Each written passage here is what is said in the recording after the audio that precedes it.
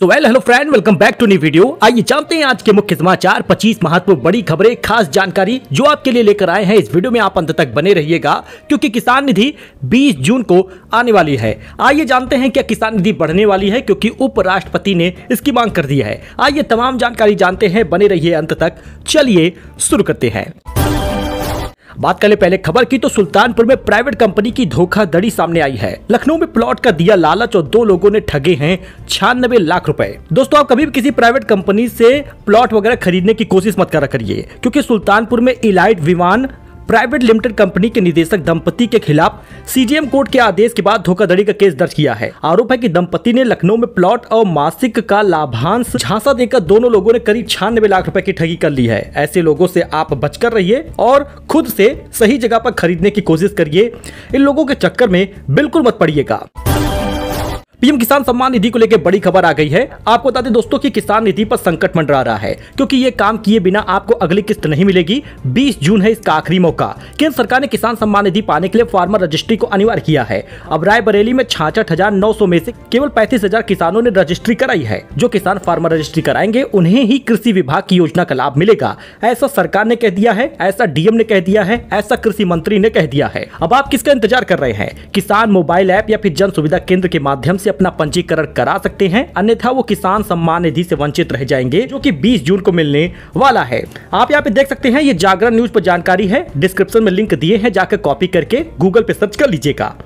इसमें लिखा है जिन किसानों का पंजीयन नहीं है उन्हें 20 जून को मिलने वाली अगली किस्त से वंचित रहना पड़ेगा। यानी कहीं ना कहीं 20 जून के आसपास किसान निधि आ सकती है, लेकिन अभी लोकेशन नहीं पता कि पीएम मोदी कहां से इसको जारी करेंगे।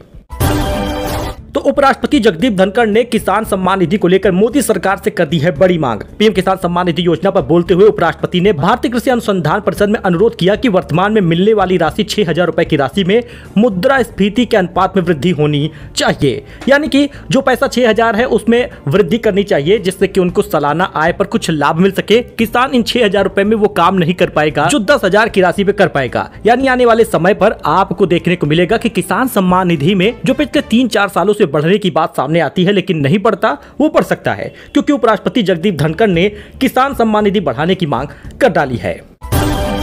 दोस्तों, यूपी में मैरिज रजिस्ट्रेशन नियम बदल गए हैं। शादी में माँ बाप या परिवार नहीं तो करना होगा ये काम, वरना पैसा नहीं मिलेगा, रजिस्ट्रेशन नहीं होगा। अभी तक आप देखते थे कि सामूहिक विवाह योजना में बहुत ज्यादा धांधली देखने को मिलती थी। देखने को मिलता था कि शादीशुदा आदमी है तब भी शादी कर रहा है या शादीशुदा महिला है फिर भी शादी हो रही है। कितनी बार तो अपने परिवार के लोगों को ही उसमें बैठा दिया जाता था। अब ऐसे में यूपी मैरिज रजिस्ट्रेशन को लेकर नियम बदल गया है। इलाहाबाद हाईकोर्ट ने एक फैसले के बाद आईजी स्टाम्प ने विवाह पंजीकरण के नियम में काफी बदलाव करने को कहा है। अब सहायक निबंधक कार्यालय में विवाह पंजीकरण कराने के दौरान वर और वधू के पक्ष से रक्त संबंधी माता पिता, भाई बहन, दादा दादी या नाना नानी या कोई बालिग पुत्र पुत्री, भाई बहन वगैरह अनिवार्य रूप से मौजूद होने चाहिए। साथ ही विवाह संपन्न कराने वाले पुरोहित या अन्य का शपथ पत्र भी लगेगा। यानी कि विवाह पंजीकरण के दौरान उनकी गवाही भी दर्ज होगी, तभी आपका रजिस्ट्रेशन होगा और सामूहिक विवाह योजना आप करा पाएंगे। बताइए जा रहा है कि इसमें 1 लाख रुपए मिलता है। अब योगी सरकार 1 लाख रुपए देती है तो सामूहिक विवाह योजना हुई तो रजिस्ट्रेशन पहले होना जरूरी है, उसके बाद सामूहिक विवाह योजना होगा, पैसा उसका ट्रांसफर होगा।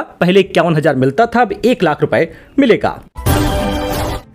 मकई का न्यूनतम समर्थन मूल्य जल्द घोषित करेगी सरकार, किसान सम्मेलन में बोले हैं सीएम योगी। औरैया स्थित जनता महाविद्यालय में रविवार को आयोजित किसान सम्मेलन में पहुंचे सीएम योगी ने कहा कि सरकार जल्द ही मकई का भी न्यूनतम समर्थन मूल्य घोषित करेगी।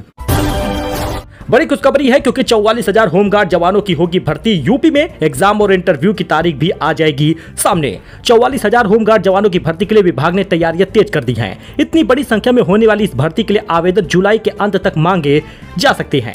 दोस्तों, साल 2011 के बाद होने वाली यह होमगार्ड भर्ती परीक्षा सिपाही भर्ती परीक्षा की तर्ज पर होगी। इसमें भी मुख्यालय स्तर पर प्रवेश परीक्षा कराई जाएगी। हाई स्कूल पास होने के साथ उम्र 18 से 45 का रखा गया है। महिलाओं को 20% आरक्षण मिलेगा। भर्ती की नियमावली तैयार की जा चुकी है। माना जा रहा है कि इस बार 15 लाख से अधिक आवेदन आएंगे। डिफेंस सेक्टर में सरकार की बड़ी तैयारी, आईएएफ को मिलेंगे जासूसी विमान। 10,000 करोड़ का प्रोजेक्ट बना है। रक्षा मंत्रालय 3 अत्याधुनिक जासूसी विमान खरीदने के लिए 10,000 करोड़ रुपए के प्रस्ताव पर विचार करने जा रहा है ताकि भारतीय वायुसेना को हवा से जमीन पर स्पष्ट तस्वीर मिल सके। तो इस बीच दोस्तों अमेरिका में आज से 12 देश के नागरिकों की एंट्री बैन हो गई है। 7 और देशों पर आंशिक प्रतिबंध लगेगा। ट्रंप ने सुरक्षा का हवाला देकर लगाई है रोक। जी हां दोस्तों, अमेरिका में आज से 12 देशों के नागरिकों की एंट्री बैन हो गई है। राष्ट्रपति डोनाल्ड ट्रंप ने 4 जून को इसे लेकर एक आदेश जारी किया था, जो 9 जून से लागू हो गया है। 12 देशों के अलावा 7 देशों के नागरिकों पर भी आंशिक रोक लगा रहेगा। 12 देशों पर पूर्ण और 7 देशों पर आंशिक बैन है। इसका आप एक मैप में देख सकते हैं। तो दोस्तों गौतम अडानी को वित्त वर्ष 2024-25 में 10 करोड़ 41 लाख सैलरी मिली है। अडानी ग्रुप के चेयरमैन 6.25 लाख करोड़ के मालिक हैं। मुकेश अंबानी नहीं लेते हैं सैलरी। दोस्तों बड़ी खबर आ रही है। भारत के दूसरे सबसे अमीर व्यक्ति गौतम अडानी को वित्त वर्ष 2024-25 में कुल 10 करोड़ 41 लाख रुपए सैलरी मिली है। शिक्षकों के अंतर जनपदीय तबादले की प्रक्रिया शुरू हो चुकी है। 4 वर्ष बाद हो रहा ये परिषदीय शिक्षकों का अंतर जनपदीय तबादला ऑनलाइन आवेदन शुरू हो गए हैं। प्रदेश के परिषदीय स्कूलों में कार्यरत शिक्षक और शिक्षिकाओं के अंतर जनपदीय स्थानांतरण पर 4 वर्ष बाद फिर से शुरू होने जा रहा है। इसके लिए 9 जून से शिक्षक ऑनलाइन आवेदन कर सकेंगे और 12 जून तक ऑनलाइन आवेदन करने की प्रक्रिया चल रही है। बीएससी लेवल पर 14 जून को लॉक किया जाएगा डेटा, यानी कि आप अपना तबादला करा सकते हैं। तो मुंबई जा रही स्पेशल ट्रेन में एसी खराब हो गया, जमकर बवाल हुआ है दोस्तों। प्रयागराज में यात्रियों ने चैन खींची, 3 घंटे रुकी रही ट्रेन। प्रयागराज के छिवकी जंक्शन के प्लेटफॉर्म नंबर 4 पर 6:50 पर यह ट्रेन पहुंची। हॉलीडे स्पेशल ट्रेन 01124 के B3 के बोगी में बैठे यात्रियों के एसी खराब होने को लेकर हंगामा शुरू हो गया। हंगामे की सूचना पर पहुंचे स्टेशन अधीक्षक और आरपीएफ ने किसी तरह भीड़ को शांत कराया है। तो यूपी में 19 जिलों में हीट वेव का येलो अलर्ट जारी हुआ है। प्रयागराज झांसी में 44 पार पहुंचा तापमान। 11 जून के बाद बारिश की संभावना जताई गई है।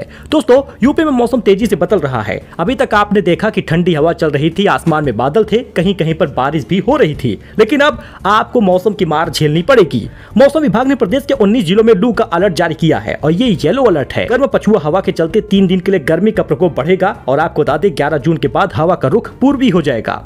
पूर्वांचल से शुरू होकर दोबारा बूंदाबांदी के दौर देखने को मिलेंगे। जिन 19 जिलों में लू की चेतावनी है वो जिले भी आप देख सकते हैं। इसलिए आप गर्मी में थोड़ा घर से बाहर ना निकले तो बेहतर होगा और शाम 4-5 बजे के बाद कोई काम के लिए निकले, क्योंकि सड़कें सुनसान हो जा रही हैं लू के अलर्ट के चलते। दोस्तों 20 जून से दार्जिलिंग और गंगटोक की सैर कराएगा IRCTC। अगर आप भी चाहते हैं 20 जून से दार्जिलिंग गंगटोक की सैर करना तो आप इसमें जा सकते हैं, क्योंकि लखनऊ से बागडोगरा फ्लाइट और आगे सड़क मार्ग से होगी ये यात्रा। 6 दिन और 5 रात का पैकेज होगा। खाना पीना भी इसी में इंक्लूड होगा और आपको 3 स्टार होटल का लुत्फ उठाने को मिलेगा। IRCTC के मुख्य क्षेत्रीय प्रबंधक अजीत कुमार सिन्हा के अनुसार यात्रियों की मांग को देखते हुए इस पैकेज को हवाई यात्रा आधारित बनाया गया है। दार्जिलिंग के प्रमुख पर्यटन स्थलों की सैर कराई जाएगी। IRCTC के इस टूर पैकेज की कीमत ठहराव के आधार पर बताए तो अकेले ठहरना है तो 86,000 रुपए लगेगा। 2 लोगों के साथ ठहरेंगे तो 66,000 लगेगा। 3 व्यक्तियों के साथ रुकेंगे तो 62,000 लगेगा। बाकी अगर आप इंटरेस्टेड हैं तो आप इस नंबर पर कॉल करके संपर्क कर सकते हैं। तो सोनम ने ही कराई थी पति राजा की हत्या, यूपी में सरेंडर की है। 3 हमलावर भी गिरफ्तार हुए हैं। मेघालय सीएम संगमा ने इसकी जानकारी दी है। हनीमून मनाने मेघालय गए इंदौर के ट्रांसपोर्ट कारोबारी राजा रघुवंशी की हत्या करने वाली कोई और नहीं, उसकी पत्नी है। उसने यूपी के गाजीपुर में सरेंडर किया है। वारदात में शामिल 3 हमलावरों को भी गिरफ्तार कर लिया गया है। दोस्तों जून जुलाई अगस्त का एक साथ राशन वितरण शुरू हो चुका है। EKYC नहीं कराने वाले खाली हाथ लौट रहे हैं। खाद्य विभाग ने POS मशीन अपडेट किया है। चालू महीने में वितरण के दौरान EPOS मशीन में EKYC नहीं कराने वाले 89,000 सदस्यों के हिस्से से राशन पर रोक लगा दी गई है। सऊदी अरब ने भारतीयों की एंट्री पर लगा दिया है प्रतिबंध। हज यात्रा के बीच दावों की क्या सच्चाई है, आइए जानते हैं। बीते दिनों पहले आई कुछ रिपोर्ट में दावा किया गया है कि सऊदी अरब ने भारत समेत 12 देशों के लिए ब्लॉक वर्क वीजा को अस्थायी रूप से निलंबित कर दिया है और भारतीयों पर प्रतिबंध भी लगा दिए हैं। लेकिन अब खबर सामने आ गई है, सऊदी अरब ने भारतीयों की यात्रा पर कोई नया प्रतिबंध नहीं लगाया। 30 लाख रुपए के होम लोन पर अब हर महीने 1,000 रुपए बचेंगे। PNB ने ब्याज दर घटाकर 7.25% कर दिया है और 3 अन्य बैंकों ने भी घटा दी है ब्याज दरें। सोना 1427 रुपए गिर गया, 95,718 रुपए पहुंचा है और चांदी की कीमत 1,05,000 रुपए प्रति किलो बिक रही है। दोस्तों कैरेट के हिसाब से देखिए यहाँ पर गोल्ड के क्या दाम है। तो अधिवक्ताओं ने नगर आयुक्त मुर्दाबाद होश में आओ के नारे लगाए। गुस्साए वकील नगर निगम कार्यालय पहुंचे, बड़े स्तर पर आंदोलन की चेतावनी दी है। तो मैरिज होम में AC नहीं, दुल्हन ने शादी से किया मना। आगरा में दूल्हा दुल्हन पक्ष में विवाद हो गया, थाने तक पहुंच गया था मामला। तो एस्ट्रोनॉट शुभांशु कल तारों के पास घूमने जाएंगे, बचपन का सपना होगा पूरा। लखनऊ में घर के बाहर लगी है ऑल द बेस्ट की होर्डिंग। चलती रोडवेज बस से उतरते समय गिरा युवक, मौत हो गई। वीडियो आप देख लीजिए, विजुअल आप देख सकते हैं। पैरों को कुचलता हुआ निकला टायर। 3 बहनों का इकलौता भाई था।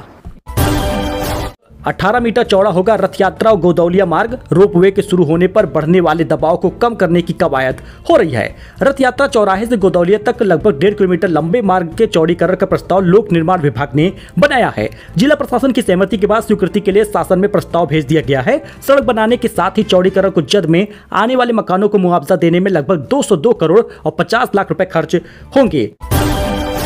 लखनऊ में कोरोना के 11 मरीज मिले। 24 घंटे में महिला समेत 3 लोग पॉजिटिव आए हैं। यूपी में कुल 225 एक्टिव केस सामने आया है।